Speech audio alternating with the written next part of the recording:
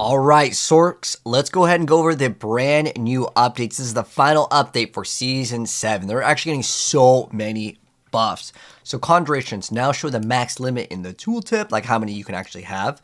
And then now with the Enhanced Ball Lightning, the previous one makes it so Ball Lightning's attack rate increases your attack speed.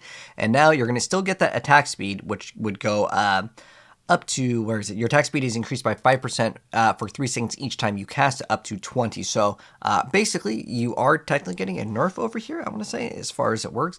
It's increased by your attack speed up to 25, but now it works each time you cast up to 20. So basically, you stack it 4 different times. And then with Wizard's Ball Lightning over here, previously when you hit enemies with 1 ball lightning, it's going to spawn Crackling Energy. Now it spawns it just immediately. So if you need to run a Crackling Energy build, there was a lot of different buffs to Crackling Energy and like different things revolving it. So if you really want to utilize it to gain like resource or something, this is kind of cool. And then next up, we have Mage's Ball Lightning. So after hitting a bunch of close enemies 50 times, you would then stun. Now it just deals increased damage against stun enemies. So if you can throw and stun your build, maybe run like Ryment and then just group of everything and stun everything, and then you just get 30x damage. So that's it. It's overall pretty cool change over here. And then with Deep Freeze over here, final explosion damage got increased. At rank 5, you get to get even more damage based on your vulnerable damage bonus. But honestly, I don't know if people even want to play this. It's just too slow of a skill overall, but it does refresh all of your skills, so maybe you can use it for that. So there's a update to Prime Freeze. When you would actually activate it, you would gain 10% of your maximum life as barrier. But now when it ends, you get to gain 50% of your maximum barrier for 8 seconds. So it lasts longer, and you don't have to wait each second. So it's for each enemy that you freeze for, it's 10% as barrier for 6 seconds for each enemy you freeze. So you can like activate it and unactivate it, and then you just get the benefit. Now Inferno, with it being rank 5, enemies within Inferno are continually made vulnerable. So that's kind of a cool little bonus over here. And then with Supreme Inferno, it used to make it so your Pyromancy skills would cost no mana. Now, your Pyromancy skills deal 50% increased damage and cost no mana. So you just get 50% increased damage to all your Pyromancy skills. So you can run this in any build that you would want to, as long as it's, you know, a Pyromancy skill. If you're able to convert it, that'd be cool too. But I don't know if there's any sort conversion. There's like lots of Druid conversion and even Spiritborn conversions. But as far as I'm aware of, let me know if there's anything that can convert a skill to a Pyromancy skill, because like otherwise you could just run this in every single build if you are able to convert. Anyways, Unstable Currents, casting it stuns the surrounding enemies, so it's just like a free buff.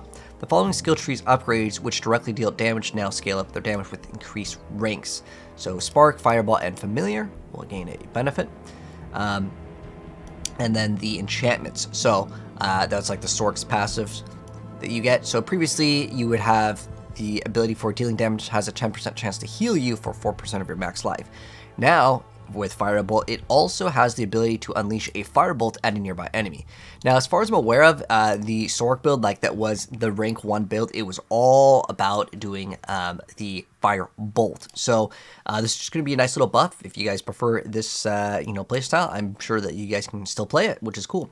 And then with Flame Shield, it's going to have the ability on like the passive to make it so it activates after you take 100% of your life. It used to be a really cool thing for like a cheat death, but now taking 30% of your life within 2 seconds activates it. So it will maybe prevent you from dying versus like, well, if you eventually take a certain amount, which was kind of useless, I felt like, in terms of like how it was designed. I mean, sure, it still maybe can keep you alive, but you would have to have taken that amount of damage. So I think this is kind of nice, but you can still activate it when you normally wouldn't want it.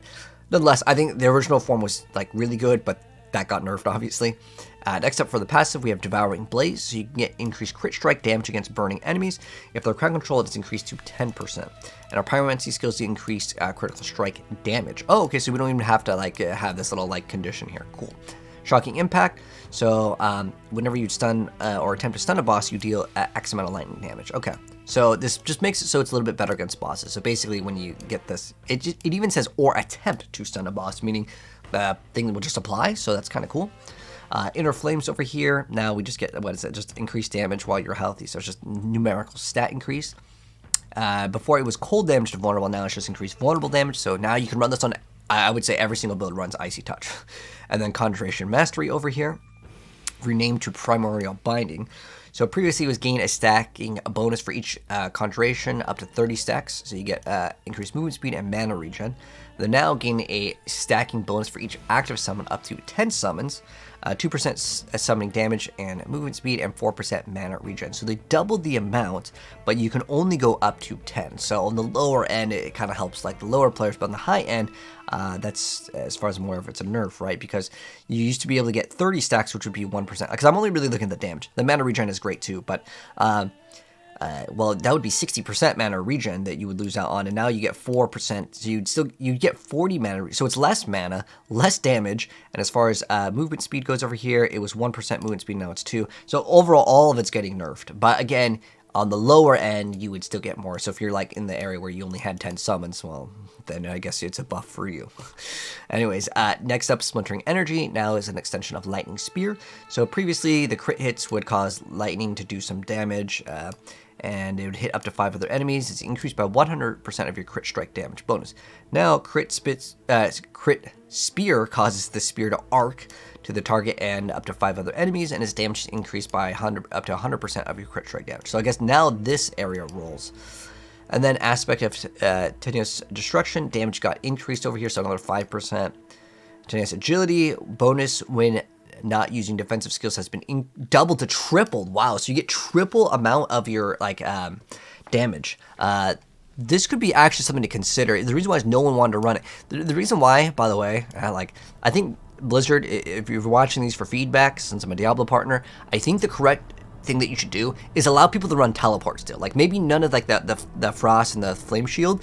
Those, I guess, like those keep your character alive. That's great, cool. And the idea is that, oh, you're not running those. But to not run teleport in the Sorc is basically like a no-go. It's just normal to want to run teleport. It's just like one of like the abilities that makes the build feel really good. It's tied to like a Ryman. It's too good to give up. I mean, yeah, I get it. We're getting like triple the amount of like numerical stats here, which is big. But the thing is that people don't want to run it simply because you don't have it. I mean, if you quadruple and you just keep on making this higher, maybe there comes to a point where people are like, okay, I'll not run teleport, but that makes your game genuinely less fun to play. But the idea of not running like the frost and flame shield, that would be in the area where like, okay, you're risking survivability to get damage. That makes sense. I get teleport can give you damage reduction, and maybe you can make it so the teleport doesn't grant you damage reduction when you activate it or something. But I think that you really want the players to run teleport because it makes your game in general. It's like playing Rogue without like dash or shadow step just makes the game feel worse. So I think it's in your best interest to just make it so it's just the shields. Basically, is my feedback on that one. Aspect of recharging mana gain per bounce of chain lightning got increased over here, and the aspect of searing winds. Searing wards. So after spending a set amount of mana, our Firewall is free to cast and will destroy incoming small missiles. This doesn't really matter. Firewall now slows enemies, so that's good. So you have like some crowd control. After spending that amount of mana, your next Firewall is free to cast, destroys small missiles, and immobilizes anything hit. Great, because again, destroying the small missiles is probably like kind of a weak way to be like, oh, let me go and run it. You know what we need? We need some uniques and cool stuff with Firewall. I think that would be something maybe in the future that could come out. Gravitational got moved to utility. And then previously, the ball lightnings would orbit around you and deal increased damage. And casting more increases the damage. So, let me see. The previous version has been reworked. Oh, so you can't get the spin around anymore. So that got changed to the brand new unique, which I don't think it's going to be shown off here, but I did cover it in my all uniques video. And then now, after creating a bunch of ball lightnings, our next ball lightning implodes, pulling in close enemies, now dealing 90% weapon damage in a small area. This damage scales with ball lightning. Okay. That's kind of cool.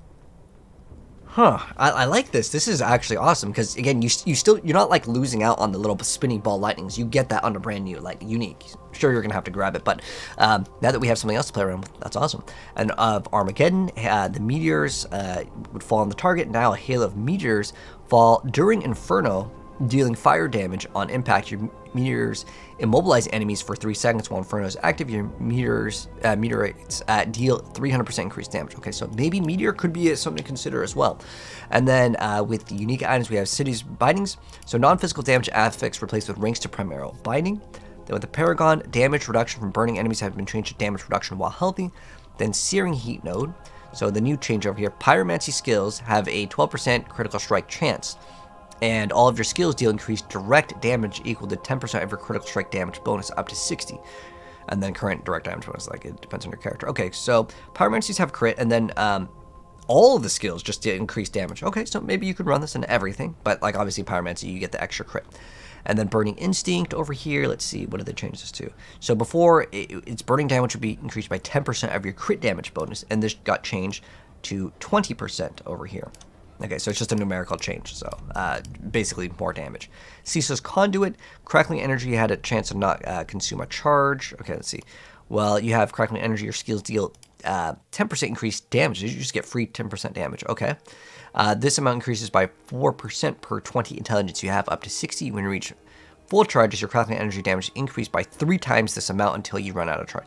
So you get 3 times of like the 120. I'm sorry, 3 times of the 60. So you can get like 180. So you get like 180 increased. Okay, Static Surge. After spending 100 mana, our next cast of Chain Lightning or Charge Bolt makes enemies vulnerable and restores mana.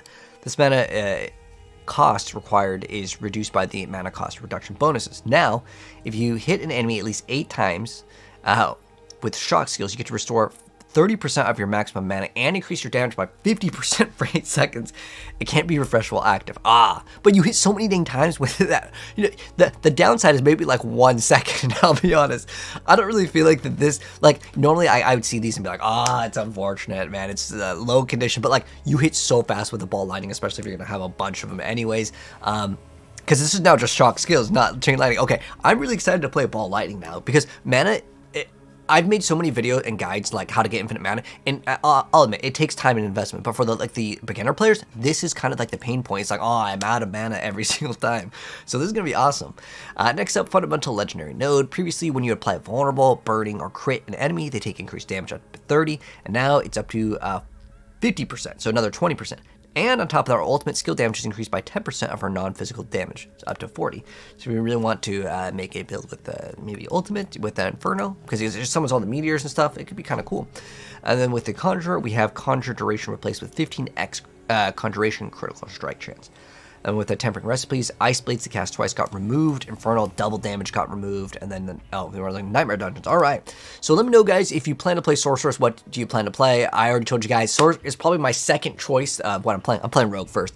But Sorceress, definitely my second choice, and 100% Ball Lightning is what I plan to play. But keep a lookout for maybe a build.